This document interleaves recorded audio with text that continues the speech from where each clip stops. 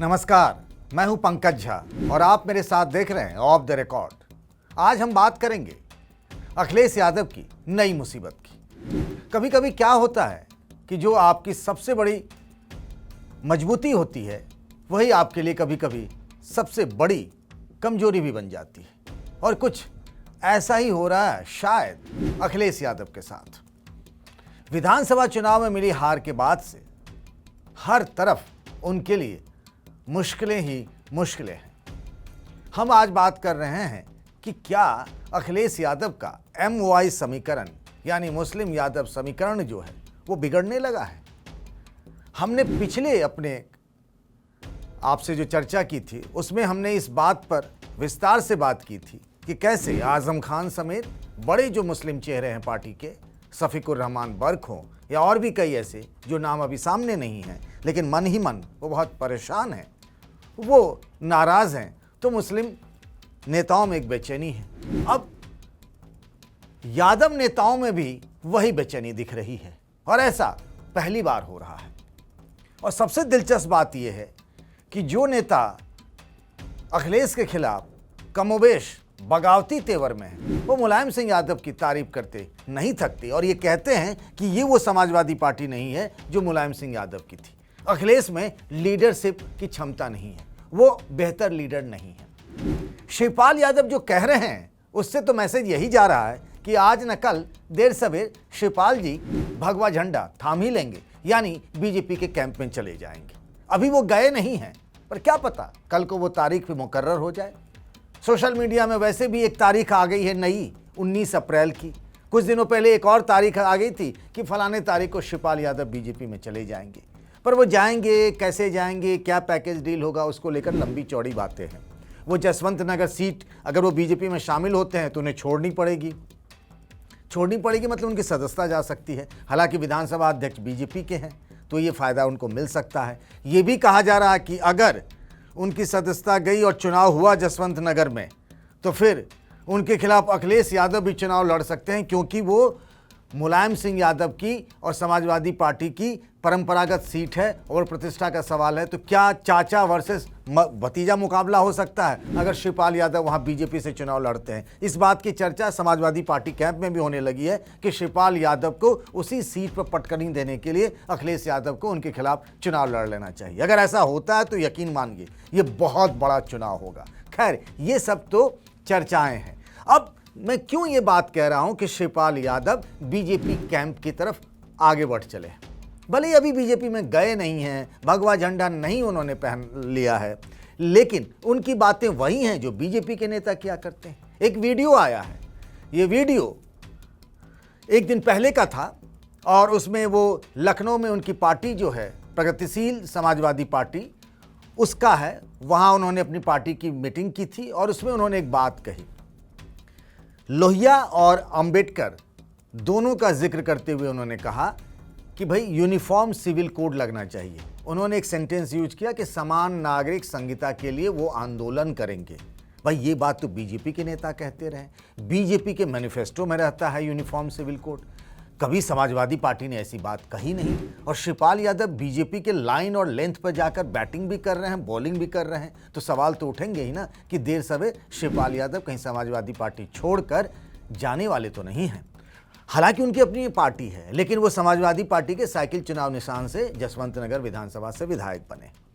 इसमें कोई दो राय नहीं कि उनका मन न तो अपने परिवार में लग रहा है, न ही उनकी पार्टी समाजवादी पार्टी में। अखिलेश यादव के खिलाफ वो खुलकर बोल रहे हैं। उन्होंने तो ये तक कह दिया कि चुनाव जो हारी ने समाजवादी पार्टी, वो अखिलेश यादव के कारण हार गई। अगर वो समय रहते टिकटों का ऐलान कर दिए होते, बड़े लोगों की बात सुन लिए होते, टिकट सही से बटा होता तो ये नौबत ही नहीं आती। शिवपाल यादव एक बार नहीं कई बार ऐसा खुलकर कह चुके हैं। अब अगर शिवपाल यादव ये सब कह रहे हैं तो लोग मान कर चल रहे हैं कि भाई चाचा भतीजा के रिश्ते कभी अच्छे नहीं रहे। चुनाव को लेकर अखिलेश यादव झुके, उनके घर गए थे, उनको मना लिया था, क्योंकि बीजेपी को एक कहने का मौका मिल जाता कि भाई आप अपने चाचा की तो हो नहीं सके तो यूपी की जनता के क्या होंगे। घर परिवार आप जोड़ के रख नहीं सकते तो आप क्या एक यूपी का मुख्यमंत्री बन पाओगे और चला पाओगे। तो ये कहानी हो गई थी। तो इसीलिए उन्होंने शिवपाल यादव को अपने घर में मना लिया। लेकिन घर की एक सदस्य अपर्णा यादव ऑलरेडी बीजेपी में है और अपर्णा यादव स्टार कैंपेनर भी हैं, जगह जगह घूमकर बीजेपी के लिए प्रचार कर रही हैं। वो बोली भी थी कि मैं राष्ट्र की आराधना करने के लिए बीजेपी में आई हूं। पर राजनीतिक मायनों को मैं आपको थोड़ा विस्तार से समझाता हूं। जब ये शिवपाल यादव की ये कहानी सब चली रही थी, तभी मुलायम सिंह यादव के बहुत अच्छे दोस्त और समाजवादी पार्टी से राज्यसभा के सांसद सुखराम यादव की भी कहानी आ गई। सुखराम यादव राज्यसभा के सांसद हैं, जुलाई में उनका कार्यकाल खत्म हो रहा है। मुलायम सिंह यादव के बहुत करीबी लोगों में से माने जाते हैं, जाने जाते हैं, कानपुर के रहने वाले। उन्होंने 6 मोटी मोटी बातें कही, आपसे बताता हूं। उन्होंने कहा कि अखिलेश यादव को अपने बड़े नेताओं और पुराने नेताओं की रत्ती भर फिक्र नहीं है। वो पार्टी नेताओं को साथ लेकर नहीं चल सकते और उनमें लीडरशिप की कमी है। उनमें और मुलायम सिंह यादव में बहुत फर्क है। उन्होंने कहा कि अखिलेश यादव को नेतृत्व करना आता ही नहीं है। उन्होंने कहा आजम खान और उनके लोग जो आरोप लगा रहे हैं वो सही लगा रहे हैं, क्योंकि उन्होंने उन लोगों की, यानी अखिलेश यादव ने उन लोगों की नहीं सुनी। और सबसे आखिर में सबसे बड़ी बात जो सुखराम यादव ने कही, वो ये कही कि योगी और मोदी का नेतृत्व जो है वो बेहद शानदार है और इसी नेतृत्व से राज्य और देश का भला हो सकता। सोचिए, समाजवादी पार्टी के राज्यसभा सांसद मुलायम सिंह यादव के बेहद करीबी दोस्त गुणगान कर रहे हैं मोदी और योगी का। वो तो ये कह रहे हैं कि लखनऊ में अखिलेश यादव का घर कहाँ, मुझे ये भी नहीं पता। तो ये अचानक से नहीं हुआ। अभी तक मुस्लिम नेता नाराज थे, अब यादव नेता नाराज हो रहे हैं। अगर मुसलमान चले गए, यादव चले गए, तो फिर बचेगा क्या अखिलेश यादव के पास? और ये एक नैरेटिव, लोकसभा चुनाव तो 2 साल बाद दूर है, लेकिन अगर अभी से ये सब कहा जाने सुनने लगेंगे तो फिर हालत खराब हो सकती है।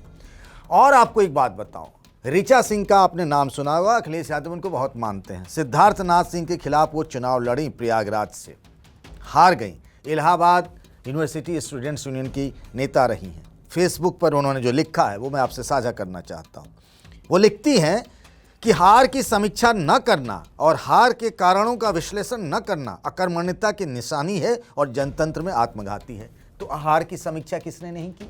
अखिलेश यादव ने। आपको याद है करहल में उन्होंने कहा था कि बैठकर हम हार की समीक्षा करेंगे। तो ये बिना कहे ही ना ऋचा सिंह बहुत कुछ कह रही है। ये वो ऋचा सिंह है जिनके लिए पिछली बार चुनाव प्रचार करने डिंपल गई थी। इस बार भी अखिलेश यादव ने उनके यहाँ रोड शो किया था और बहुत मानते हैं। और वो आगे लिखती हैं, जाति है कि जाति नहीं। एक और पोस्ट में वो लिखती हैं, मुश्किल यही है कि उन्हें कुछ भी साफ नज़र नहीं आता, आंखें कमज़ोर हैं और इसीलिए वे एक अरसे से लड़ने की जगह बाजार में चश्मे ढूंढ रहे हैं। अब इससे खुलकर क्या कह सकती? नाम ही तो नहीं लिखा, सब कुछ तो कह ही दिया ऋचा सिंह ने। तो एक तरीके से ना समाजवादी पार्टी के नेताओं में बेचैनी है। अब क्या है, ये कहा जाता है कि मुसलमान बीजेपी को हराने वाली पार्टी को वोट करते हैं, पर ये आंकड़े बताते हैं सीएसडीएस के यूपी चुनाव के कि कुछ मुसलमानों ने बीजेपी को वोट किया। और अब जिस तरीके से मुस्लिम नेताओं में बेचैनी है, तो वो मैसेज एक तरीके से मुस्लिम वोटरों में भी जा रहा है। कल को वो क्या करेंगे मैं नहीं कह सकता, लेकिन उनके मन में विचार तो आने लगा है। अब जिस तरीके से शिवपाल यादव, सुखराम यादव ये बातें कह रहे हैं, तो ये माना जाता है कि यादव बीजेपी के नहीं हैं। लेकिन अगर शिवपाल यादव बीजेपी में चले गए और बीजेपी में उन्हें एक जिम्मेदारी मिल गई, सत्ता मिल गई, तो जो यादवों के बारे में कहा जाता है कि भाई इतने साल तक वो सत्ता में रहे, सत्ता के साथ रहे, 5 साल से सत्ता से दूर हैं, और ये 5 साल 10 साल सत्ता से दूर रहना कई यादव नेताओं को, कार्यकर्ताओं को, वोटरों को बड़ा नागवार गुजरेगा। उनके पास एक विंडो बन जाएगा। अपर्णा यादव ऑलरेडी एक विंडो है।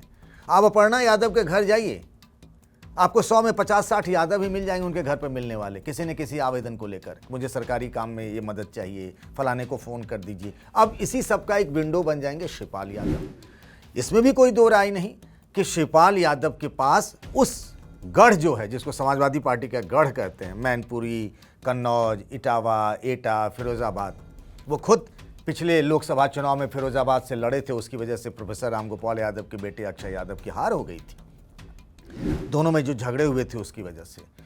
और तो एक विंडो हो जाएगा शिवपाल यादव का, लोग उनके पास जाने लगेंगे, यादव बिरादरी के लोग, जिसको मुश्किल होगा, सरकार से काम होगा, किसी तरीके की मदद चाहिए होगी, शिवपाल यादव फ़ोन करेंगे, काम कराएंगे, एक विंडो ये हो जाएगा, 2-4 और ऐसे यादव नेता हो जाएंगे। तो हम ये नहीं कह रहे हैं कि यादव वोट बैंक पूरी तरीके से बीजेपी में चला जाएगा, लेकिन एक होता है ना कि यादव मुझे बीजेपी के प्रति एक तरीके से कि नहीं भाई हम उधर हम देखेंगे भी नहीं, तो लोग देखना शुरू कर देंगे, और जब देखने लगेंगे तो क्या पता बीजेपी का झंडा भी थाम ले, हाथ भी थाम ले। एक ये स्थिति आ सकती है।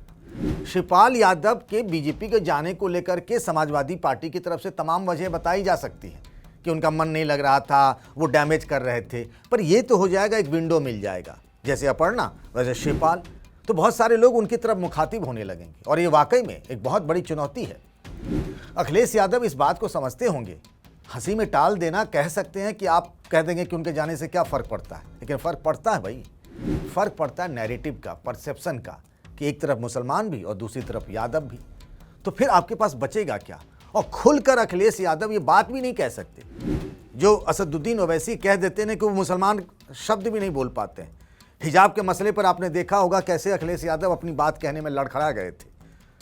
वो नहीं चाहते कि सांप्रदायिक ध्रुवीकरण हो, बीजेपी के गेम में वो फंस जाए, बीजेपी को मौका मिल जाए, लेकिन इसी को लेकर के ना वो फंस भी जाते हैं एक तरीके से कि मुसलमानों के साथ मजबूती से कैसे हम खड़े दिखे, नजर आए। जैसा ममता बनर्जी बंगाल में नजर आ जाती है, वो दुर्गा पाठ भी करती हैं और फिर मुसलमानों के साथ खड़ी नजर भी आती हैं, पर यहाँ मुश्किल है। आप देखिए विधान परिषद के चुनाव में जब उन्होंने अपने उम्मीदवारों का ऐलान किया था तो उसमें कई सारे यादव बिरादरी के थे, पर उनकी सरनेम छिपा दी गई थी।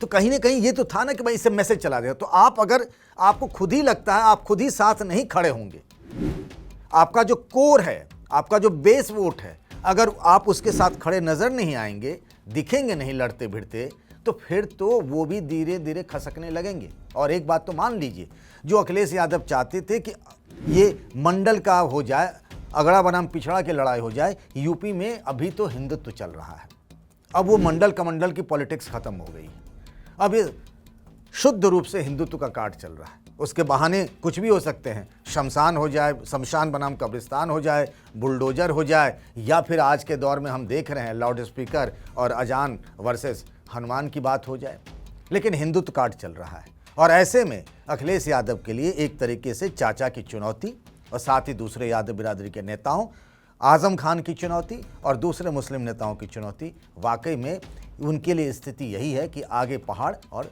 पीछे खाई। और अखिलेश यादव को इस पर एक कॉल तो लेना पड़ेगा। आज के लिए बस इतना ही। आप सब अपना ख्याल रखिएगा। तब तक के लिए नमस्कार।